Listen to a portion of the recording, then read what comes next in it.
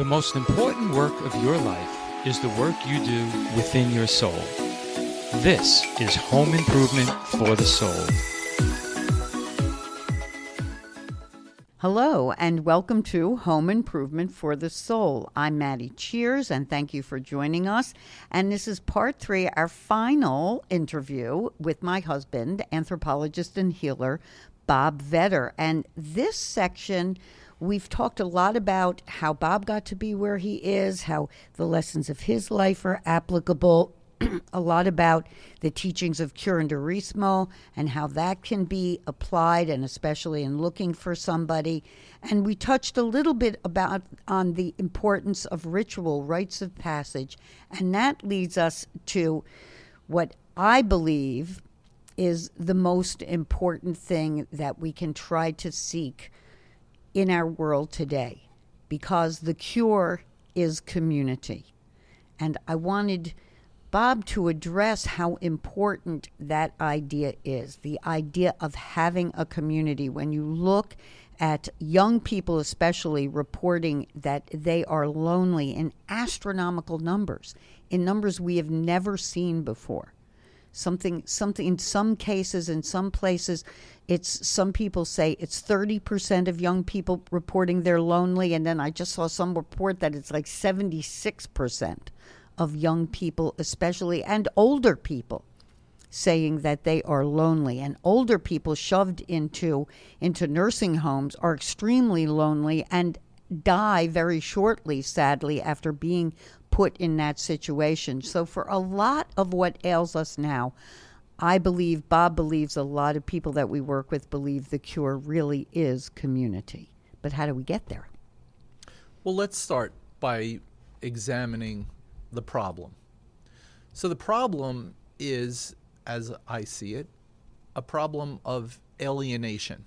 And alienation is something that we found described really well by a lot of critical thinkers starting in, I would say, the 1800s.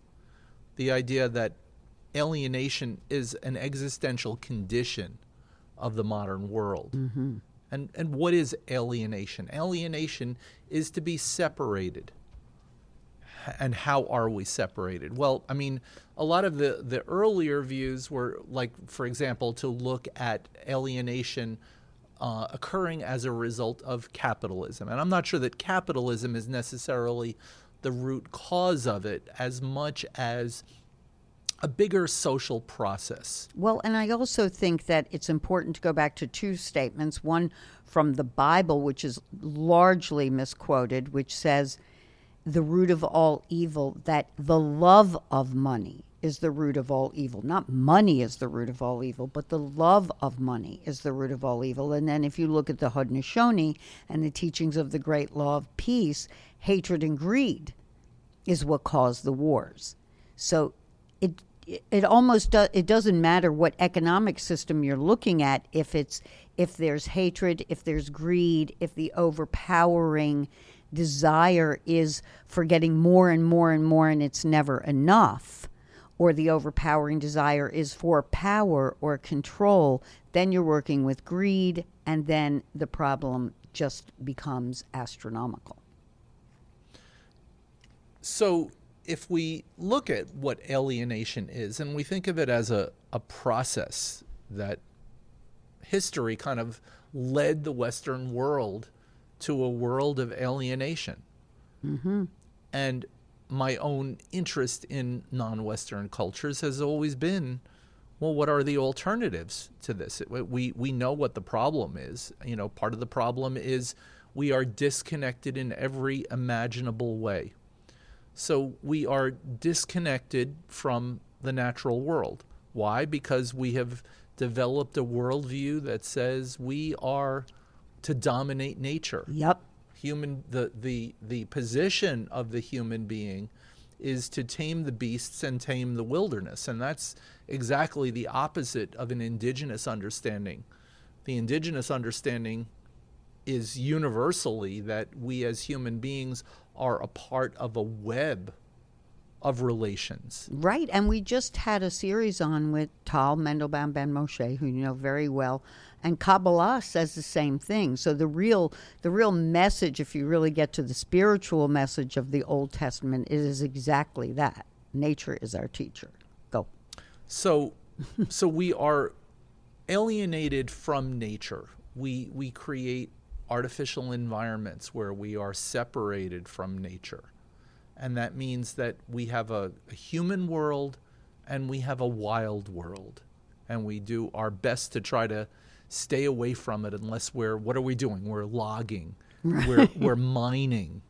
We're extracting things from the earth as opposed to seeing the value in there just being space that is not altered, is not changed. I remember one time many years ago, I had a Indian or Native American friend visiting me from Oklahoma, and I had driven into Kennedy Airport to pick him up, and we were driving back, and he looked over at he pointed to something, and he said, "Why is that way?" And I was looking over, and I'm like, "What are you talking about?" And he's like, "There was a little tiny patch of trees with everything else being cement and development." He's like, "Why is there that spot over there where there's no building, there's no cement, there's no concrete?" And, he was saying it kind of tongue-in-cheek sarcastically, but it made the point.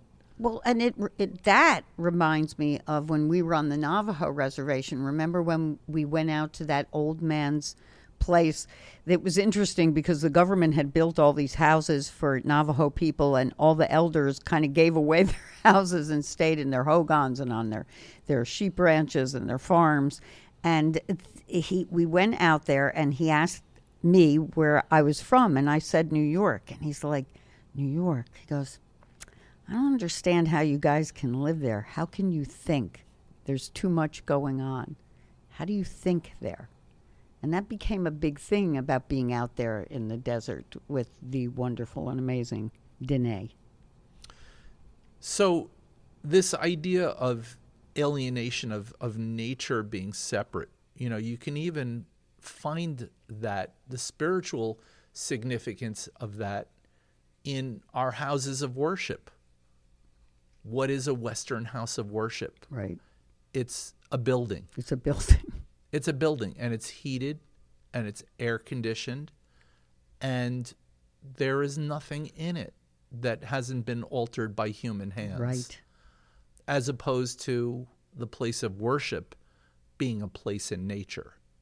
And as you know, that was a theme in a workshop that we did in Sedona, Arizona, which is a place that we got to be outside, we got to be in the elements, and we got to experience that as a sacred place, that as a place of worship. Such an extraordinary place. And extraordinary. It also reminds me of something that happened on my most recent trip to Oaxaca in the spring.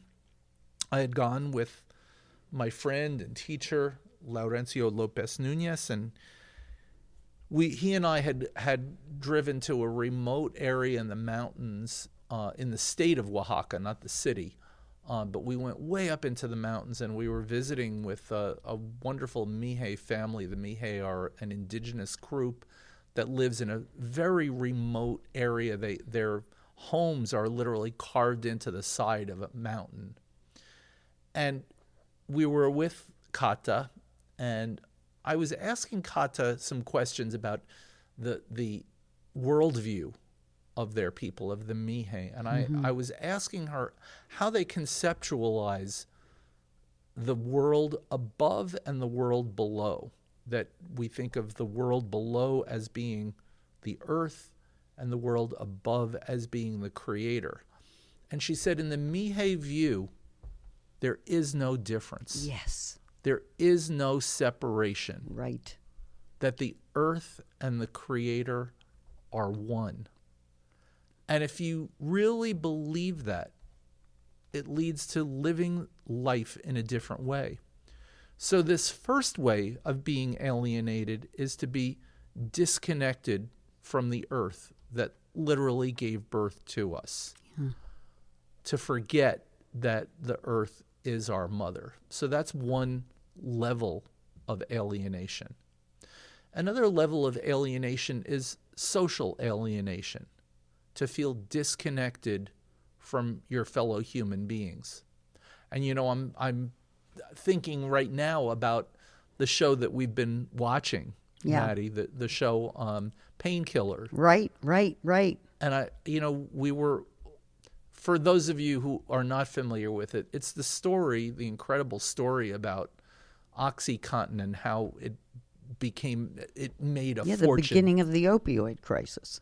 And the question that we were asking is, how could the people at the top of that organization be unaffected by the suffering and harm that they were causing to other people in the name of making money? Yep. And I just think of that as the perfect example. And it isn't because capitalism in itself is in any way evil. It's the fact that somebody would place their own economic interests above all of humanity. Yep. So what is it that connects us as human beings? Well, we've seen the destruction of the extended family in our country and in our Western world. Whereas in most of the planet, if you look at social relations, they're based on living in a community, an extended community. Sometimes they're clan-based, sometimes they're not, but we have multiple generations living together. And we have people supporting one another. That's not to say that, it's not an idealized thing that everybody always gets along, but the point is that there is a power in the collective. Right. That's the important thing to understand. The difference between the ultimate value in Western society being the individual, and the individual is placed up above every single thing that there is. Yep. I am an individual. I will push. I will achieve. Now, there's also that saying, it's lonely at the top. Right. Because what happens? You climb the ladder by stepping on the hands of the people who are below you. Right. So we become disconnected. The nuclear family is disconnected from an extended understanding of kin relations. If I am related to you and I feel and I believe that relationship, it means that I care about you. It means that I act in a particular way.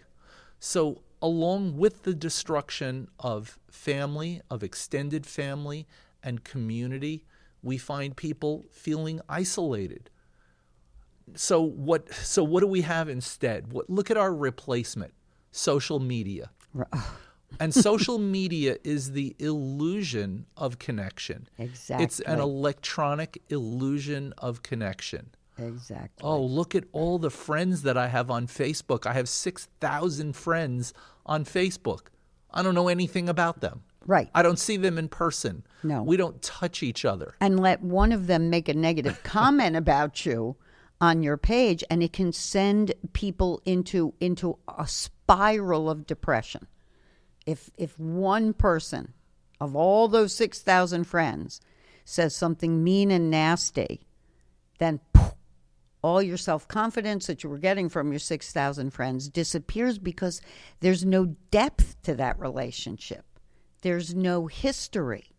There's just what shows up on Instagram or Facebook or TikTok or whatever.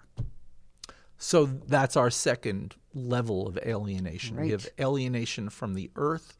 We have alienation from community. And we also have alienation from oneself. Yes. To be disconnected from the process of what it is to be a conscious, self-reflective organism. Yes, and I think that this is actually one of the things that's being perpetrated upon us by the people who are trying to rule, the people who want to take over, who want the whole transhuman thing. Oh, it's like that. I just saw a clip with the head of Google. I can't remember the guy's name, the CEO, talking about how, at one point we're going to be able to replace the whole human body. You'll be able to you'll just be your brain in there, and it'll be replacing the whole human body. And maybe it won't be your brain. Who knows what these people have in mind? But what they want to do is gain control. And when you have this cycle of no connection to the earth, no connection to your community, and then no connection to your inner self, you're going to buy into whatever they're going to tell you that's going to make you feel better, whether it's OxyContin, whether it's a pill, or whether it's let's replace your whole body.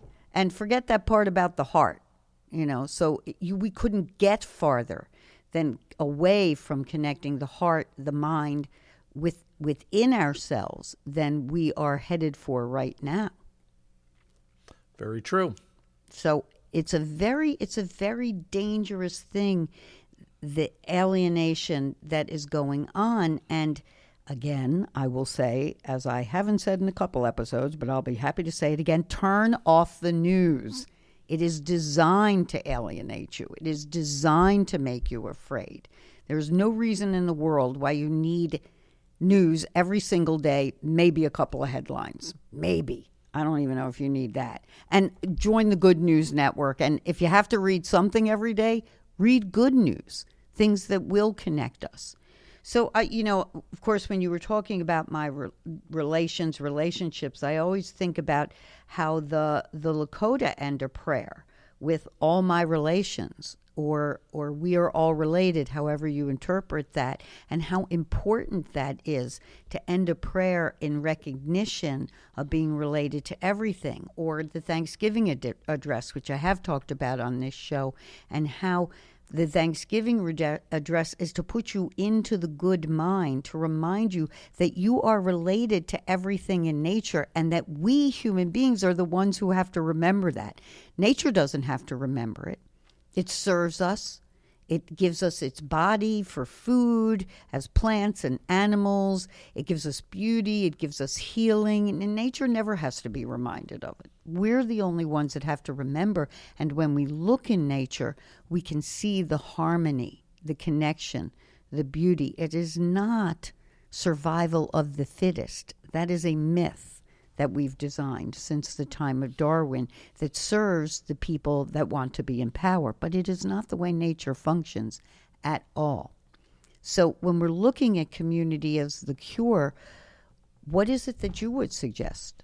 Well, I'm going to back up to what you said a moment ago. Please back up. I want to back up to survival. Feel free to back up. I want to back up to survival of the fittest. Mm-hmm. Because it may be that we just need to change our notion of what it is to be fit. Yes.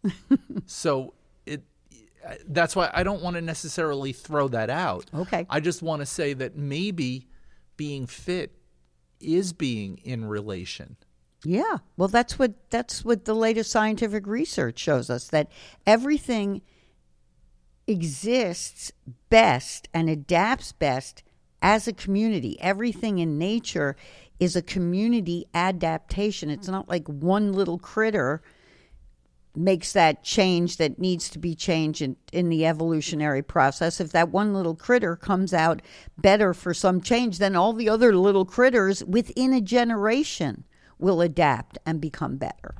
Well, I'm thinking of what is the opposite of this, of fitness, of being, of having the connection that we're talking about. And what I think it is suicide. Oh, God, yes. So what is it in modern society that leads somebody to want to commit suicide? In astronomical numbers again. Yeah, in ever-increasing numbers. Yes. So it's a problem of our time. Not that it didn't exist earlier, but Right. it certainly didn't exist as an epidemic like it is today.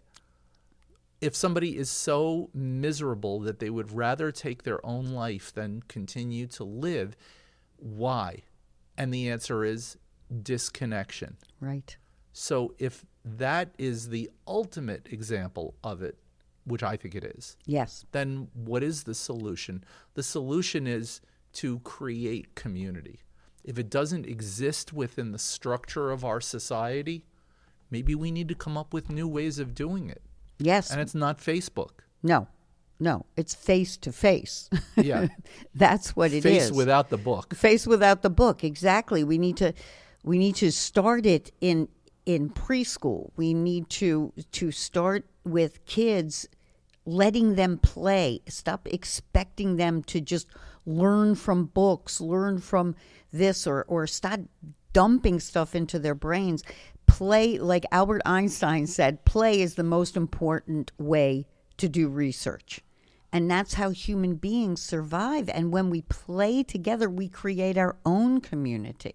So really, part of education now should be just allowing children to play. And as you and I both know, that a lot of education in indigenous communities has to do with play, with children having fun together, with children learning to get along together. And then it's not just the competition. So competition might be a motivator at some point, but the fact that in indigenous cultures, they used to change the teams every day. This is something I think we should definitely be doing in our country, is going back, or in Western civilization, to, you were on a different team every day. If your grandparents were running the show, or if you were running the show, even when you look at us growing up, in, when we didn't have social media and all of that, you played on different teams every day, depending on which friend showed up, depending on what mood you were in, and depending on what games you chose to play. All those playground games taught us to connect to each other and taught us survival skills within a society, and made us creative and happy. Let's not forget that, the happy fun part. And fun connects people. Cooperation. Yes, sirree. So there is competition and there is cooperation. Exactly. The two are not mutually exclusive. No, that's the point. Exactly the point. I think human beings are designed for a little bit of, you and I do differ on this, but we are designed for some competition as a motivator. But when it's taught properly, then we don't get stuck in it. Who's winning? Who's losing? And I think one of the ways to help children through that is, at least when they're young, at least in elementary school, mix up those teams. Don't have the kid on the same team every day, and let everybody play. I'm not a huge fan of giving everybody an award, because I think that's unrealistic in our world.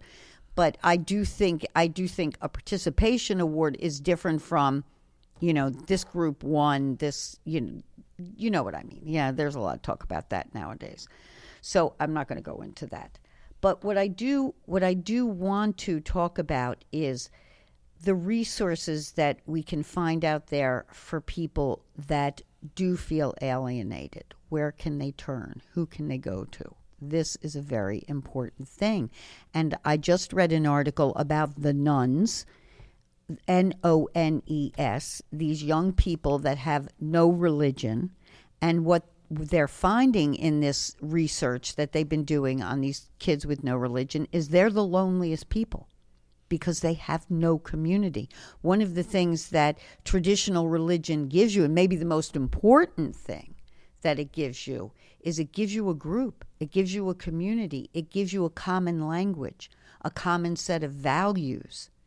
And within that, you're talking, you're working, you're helping.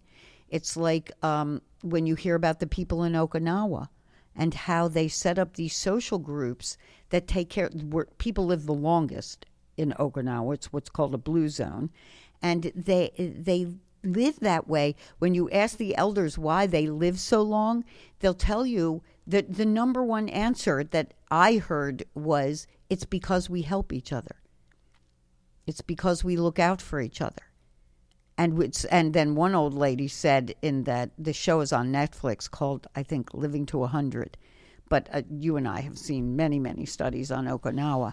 And it's also the fact that they don't get angry. They just avoid anger.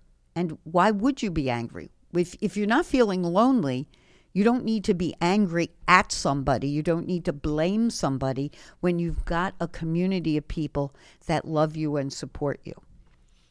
Well, what it brings me to is the fourth form of alienation, which is alienation from the sacred, whatever that means.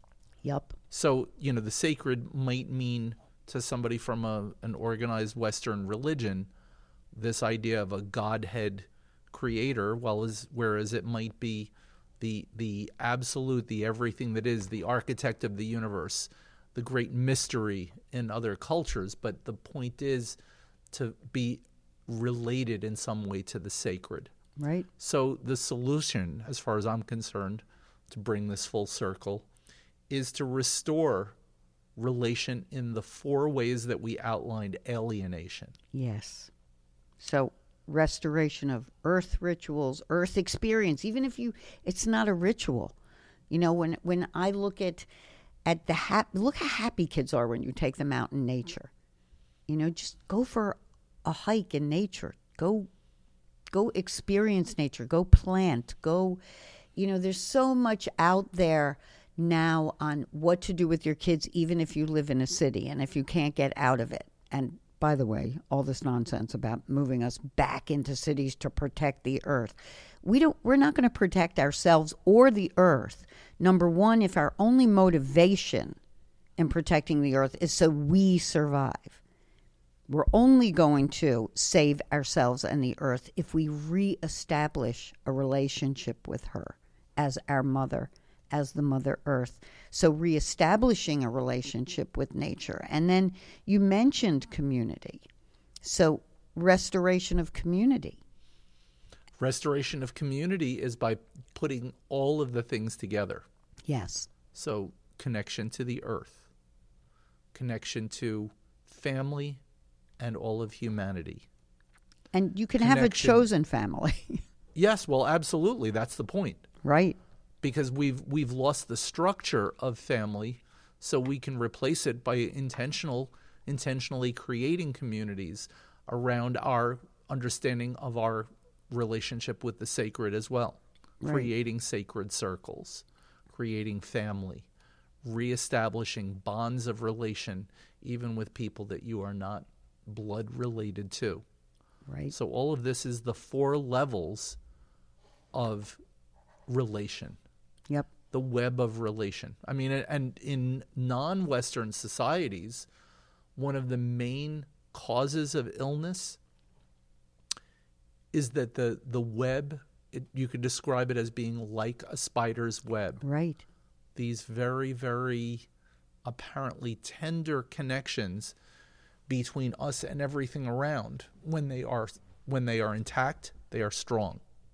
But when they start to get ripped apart, that's the cause of illness. Right. And it's like that old saying, what we do to the web, we do to ourselves. Exactly. We're just a strand in it. So, my dear Bob, let's go through your contact info again. And also, please mention your tour that you have coming up with Laurencio. Sure. So in just a matter of weeks, I'll be taking a group of people to Oaxaca, Mexico for the Day of the Dead celebration, Dia de los Muertos, a tour of Oaxaca where we will experience the connection with the dead. And where can we find out about this? Go to my website, www.bobvetter.com, BOBVETTER.com. You can catch my podcast, Healing and Spirituality in World Cultures, information about the tours, free articles, all kinds of freebies. Yay. Wonderful. Well, thank you for being with us. Thank you for taking your time out of your busy, busy day. And believe me, folks, it is a busy, busy day to sit here and share your wisdom with us. Thank you very much, sweetie pie. My pleasure.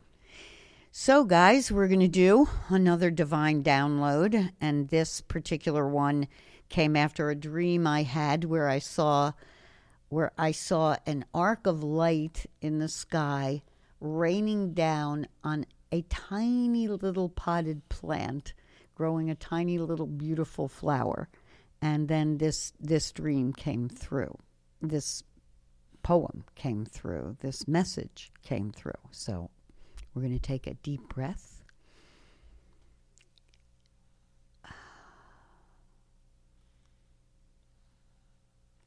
And the title is, I have given you all creation so you might see just how your life is meant to be.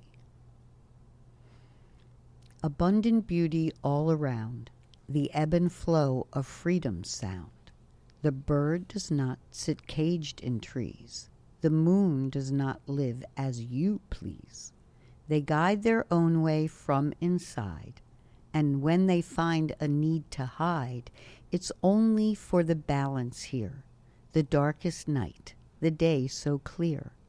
No one in nature holds to past. No one in nature sees the last of days or times that they must know. In every moment they must grow into the beauty that they are, into the light of distant stars, into the sun that fires life, unto the earth that has no strife. The balance of eternity is all you really need to see the one whose greeds divide, to see the ones who take their side. It's all you really need to know about the ones who ceased to grow, so stuck in matter's made-up form, so stuck in how to bring you harm, so they can flourish in their greed, but they can never plant the seed that holds Creator's choice, the seed that grows the loving voice. And so they wither and they break, because they only seek to take. This deadly vine they now let creep will show you that their pain runs deep. They are not wise, they're not the best, but it is you who sees the test. And if you do not rise above and choose the ones who only love, then doors will lock to you as well, and you will join them in their hell. Because you think it's only here that matters, you will live in fear until creators right your wrong and show you how to sing your song.